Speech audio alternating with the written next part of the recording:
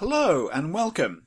Today I'm going to show you a simple tool for typing in those squiggly glyphs you get above letters called diacritic marks, together with a simple app which makes looking these words up in the Pali-English Dictionary easy.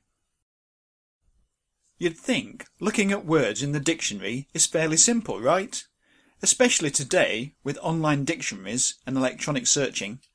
But I've found that searching for words in the Pali-English Dictionary is not as simple as it first appears. Obviously, you've got the whole problem of searching inflected endings to find the right stem. But I'm not talking about that here. When you come to searching for words electronically, you're going to face a couple of purely practical problems. First, you're going to have to find a way to enter those diacritic marks.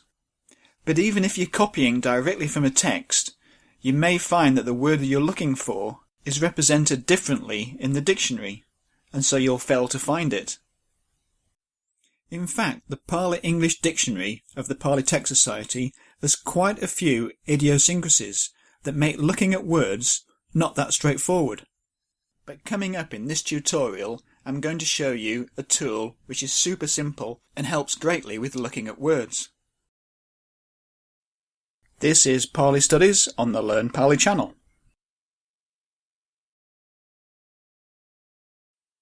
As Pali doesn't have a written script of its own, for centuries scholars have relied on their own native alphabets to write Pali down. And Western scholars have done just the same, representing Pali with the Roman alphabet. But as Pali has more sounds than there are letters, this has required its extension with additional character pairings and diacritic marks.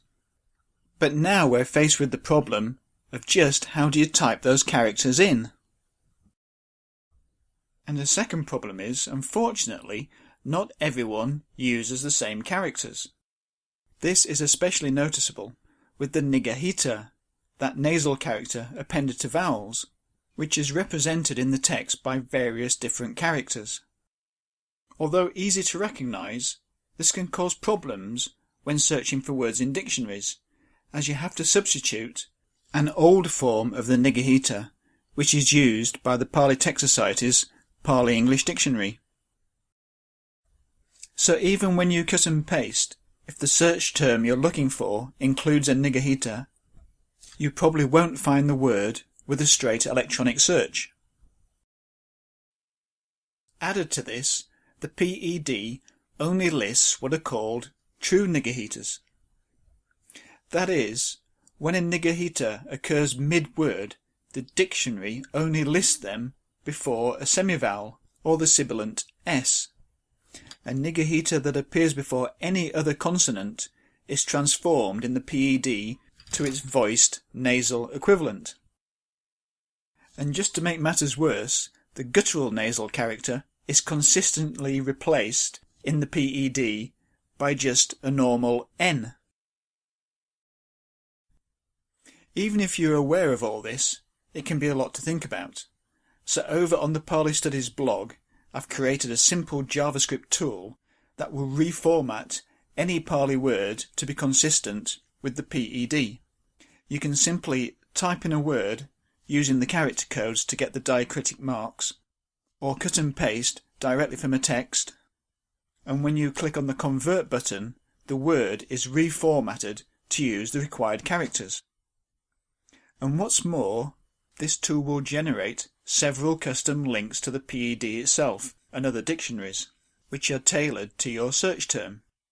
And this next bit I think is really cool. If you're on a PC and you hover over the links, a preview will open so you can see if you have any hits. And that's the Pali-English Dictionary lookup tool. Okay, now over to you. Let me know in the comments below which dictionaries you tend to use, and I'll see if I can include them into the tool. And of course, if you found this tutorial useful, please click the like button.